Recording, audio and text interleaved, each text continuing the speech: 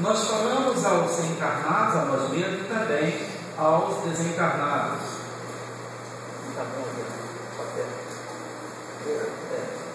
Então hoje, origem, natureza e destino dos espíritos. Os 3 primeiros encontros estudaremos as 3 leis naturais.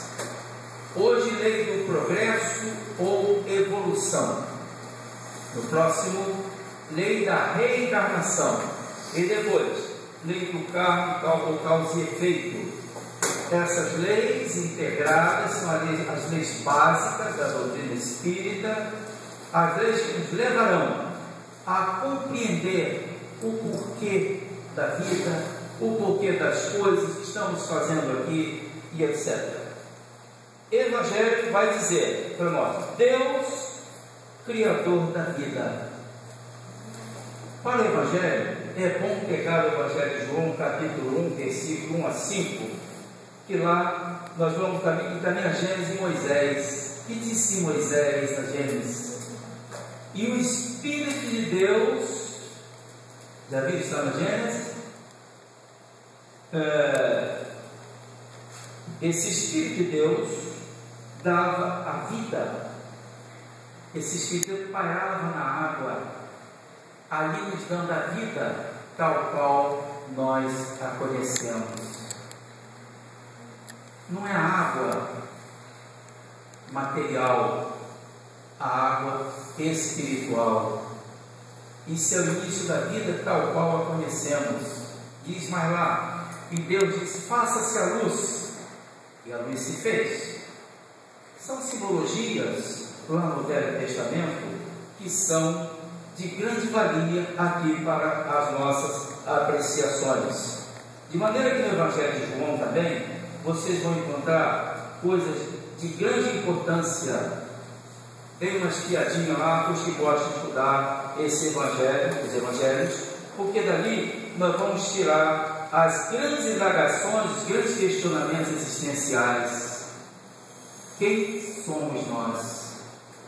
Viemos de onde para chegar aqui? Como nós saímos daqui da terra, para onde iremos? Quem é a vida, que são a vida e a morte? Quem é esse Deus que nós tanto falamos? A doutrina espírita não recomenda o pronome quem, e sim que, fica mais indeterminado, porque Deus é o grande mistério, a grande incógnita que nós temos para aprender, para seguir ainda em busca desse Deus fora ou dentro de nós. Vamos examinar aqui o aparecimento do homem na Terra, para ver a nossa origem e para ver a origem também dos espíritos. Para vocês, quem veio primeiro, o corpo ou o espírito? E o corpo? Depois. Veio depois. Vocês concordam com o que a irmã está respondendo ali? O espírito veio primeiro? Sim. O espírito veio primeiro do que o corpo, realmente sim. Então o espírito antecede o corpo e sobrevive à morte. O espírito não nasce, não cresce, não envelhece e não morre. Quem criou o espírito? Vocês estão mudinho, não estão conversando. Acho, pode dizer, acho que foi, não se preocupem se vão errar, não. Aqui não é teste para a prova, não. Vocês têm dúvida que foi Deus que criou o espírito? Não. Não há essa dúvida. Deus criou o espírito, mas não tinha o corpo. Para a evolução, Deus nos deu também o recurso do corpo físico. E o corpo físico não poderia estar no mundo astral. Ele precisava vir para um local de 3 dimensões. O planeta Terra atende a esse requisito das 3 dimensões. Ou seja, quando dissemos lá atrás que o Espírito de Deus se movia sobre as águas, é a vida. E o que é a vida? A vida é para nós uma energia que automove os corpos orgânicos. Automove. Os corpos orgânicos movem por si mesmo. Então, quando o Espírito de Deus se movia sobre as águas, é um momento solene, a materialização, a expressão do pensamento de Deus, a vontade de Deus se manifestando, elaborando ali a vida tal qual a conhecemos. É, pois, o princípio espiritual, a energia, a vitalidade. Se esta energia sair do corpo orgânico, o que acontece? Morre. Quer dizer, morrer não morre, porque Lavoisier disse que na natureza tudo se transforma. Mas vamos ficar com esse morre, né, que nós realmente dizemos aqui comumente. Então nós temos o corpo orgânico, que são o quê? Plantas, animais, homens, etc. Todos se movendo. Se parar definitivamente é porque essa energia saiu, o Espírito saiu. Então o Espírito nós já vimos aqui que é a criação de Deus. Então, esse Espírito, ele é invisível. Pouquíssimos aqui veem o Espírito. Então como é que ele vai saber desse Deus? Só que Deus é invisível enquanto Espírito, mas Deus se mostra para nós através de suas obras. Onde as obras de Deus que não são obras do homem? Com vocês? Natureza, vírgula. Hoje fez um dia bonito porque o sol, quem faz o sol? A noite escura é bonita quando aparecem as. Quem faz as estrelas? A flor na planta, quem compõe?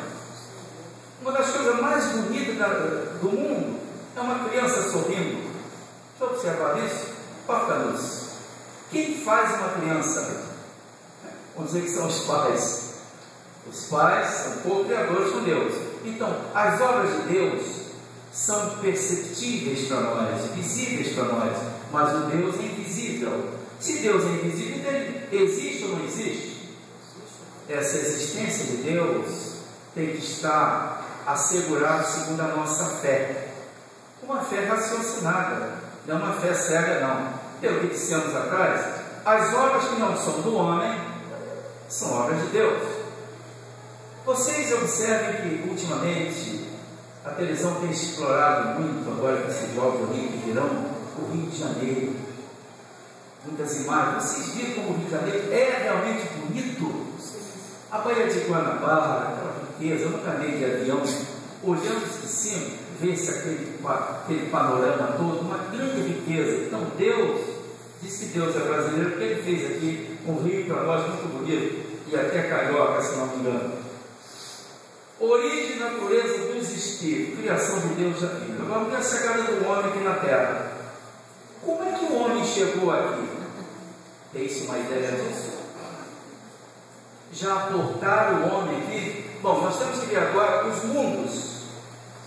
Nós temos 5 categorias de mundo, do menor para o maior. O primeiro são os mundos primitivos.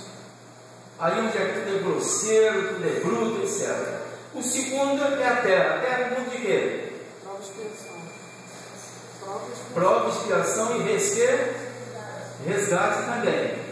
O planeta está sendo promovido para o mundo de quê? Regeneração é o terceiro. Depois vem o mundo de ditosos também. Isso não é da nossa esfera ainda. Mas vamos parar aqui no mundo de regeneração. Nós estamos saindo aqui dos mundos, dentro do primitivo. Vamos aqui, expiação, resgate próprio, para ir para o mundo de regeneração. Muito bem. No mundo de regeneração, que é o nosso, que é o mundo para espíritos primários quanto nós, para a evolução, vamos ver como é que a coisa se processou. Nós vamos voltar aqui agora, mais ou menos, 6, 7 milhões de anos, um bocado de tempo, para a idade da Terra, para a ciência. 6, 7 bilhões de anos, falo em 5, mas isso ainda, que a Terra, você está vendo aí com o tal do carbono 14, ou outras comprovações, mas a espiritualidade fala que a Terra é muito mais antiga do que isso. Então vamos pegar 6, 7 milhões de anos atrás. Havia uns animais próximos do macaco, ou do ramo do macaco, em que o homem sairia daquelas proximidades. O homem veio do macaco? Não. O homem não tem nada que vir do macaco. É equivocada esta afirmação. Mas no ramo dos macacos, nós vamos agora chegar ali para mais ou menos 2 milhões de anos. Na África Oriental, tem um riozinho chamado Rio Olduvai. Numa curvatura deste rio, tem aqui um platô, uma planíciezinha, e que havia ali, estou falando aqui pela ciência, não é pela religião não, nem pela espiritualidade, ciência. Havia ali um grupo de macacos, entre aspas, caçando uma boa, ela achou seu churrasquinho, bebida acho que não tinha, bebida que hoje não tinha, certamente, água e tal. Eles estavam numa boa, surge outro grupo que vinham em poder dos babuínos. Isso é o que a ciência nos fala. Muito bem. Os australopitecos que estavam, como é que receberam os babuínos? Com hostilidade, atirando-lhes pedras, paus, chifre que encontrassem. Agora uma pergunta não importância. Bicho, como é que agride os outros? Como é que os bichos agridem? Comumente. Mordendo. Dando para quê? Patadas. Depois. Mas eles não fizeram isso não. Eles pegaram e arremessaram. Isso faz toda a diferença, hein? Para fazer isso é porque eles teriam o quê? Uma consciênciazinha, teriam um resquício de inteligência pondo ali em prática. O fato é que os babuínos dispersaram e os australopitecos ali ficaram. Começa um processo evolutivo desses australopitecos. Não eram macacos não, né? É do ramo dele. Rola o tempo. Milhões de anos. As patas dianteiras iriam ser o quê? Muda muita coisa? Muda totalmente. As patas traseiras passam a ser o quê? Os pés. E foi se verticalizando. Foi se verticalizando. Esses australopitecos, ou os macacos, quando eles andavam, eles carregavam um negócio aqui atrás. O que era isso? Vocês é que disseram. Pode ser. Vocês imaginam as mulheres elegantes, não conhecem, os homens elegantes, carregando um negócio desse aqui atrás, terno, gravata, vestido um negócio lá atrás. O que a natureza fez para nós? Cortou. Ele não teria mais utilidade. Fala-se, alguns falam, que esse cóccix é um ossinho que não tem utilidade, é o restinho desse lá. Não vou precisar dizer isso. Se está ali, se Deus deixou, ele tem utilidade. O importante, voltemos aos australopitecos, expulsando os babuínos. O que teria levado aqueles seres a expulsarem os outros? O que teriam eles pensado? Esse território é meu, vem a posse, vem o poder. Quando eu digo é meu, que meu é esse? Eu estou ressaltando o que é em mim. Começa com ego. Preste bem atenção à pergunta. Ego, naquele momento, atrapalhava ou dificultava?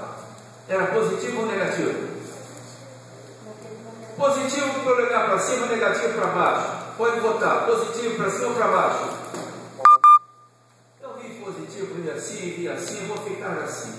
Naquele momento era altamente positivo, porque ali era a expressão desse ego, deste eu. Os animais não fariam isto. Então estava ali um ser com potencialidades a serem desenvolvidas. Com o passar do tempo, essa força, essa potencialidade foi se desenvolvendo muito e foi de toda a utilidade para esses seres. Vamos entrar a partir daqui agora na evolução do homem e espírito. O espírito